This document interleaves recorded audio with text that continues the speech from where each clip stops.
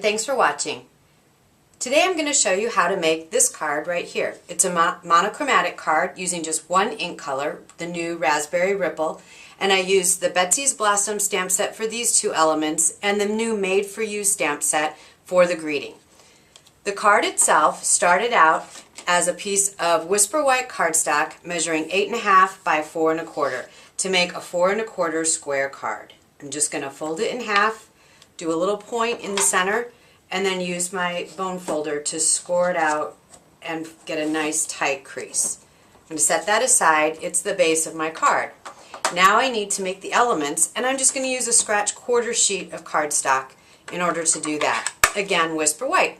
So Betsy's Blossom, which is a go-to stamp set that I've been using a lot since the new catalog came out, has this great large petalful flower or large petalful circle. And when you stamp it down, it's actually larger than our Blossom Punch. Now I'm using the Raspberry Ripple, like I said, which is one of our new colors, and therefore it's also the new form of the ink pad, and it's very juicy. So I'm going to go ahead and stamp the other elements and let that flower sort of set up for a moment. Because one thing you'll notice is if you stamp and then run your punch over it right away, you run the risk of smudging it just a little bit. So I want to make sure that it's nice and dry.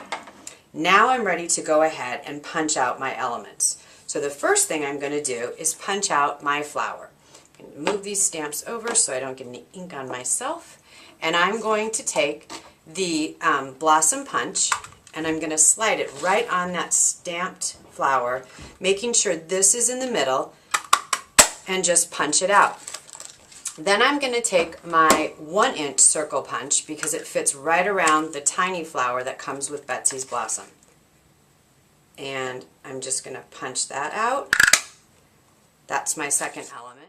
I'm going to take my small oval punch and I'm going to punch out the greeting. I love punching out my greetings because then it never matters if I get them straight or not when I stamp them, because I can always punch them out and they're perfectly centered and perfectly straight.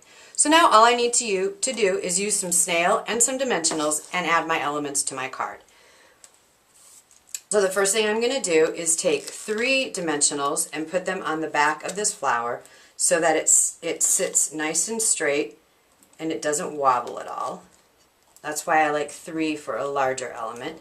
And then I'm going to take 1 dimensional and put it in the back of the flower. I'm going to take off the backing for these, and then the flower goes up in the corner.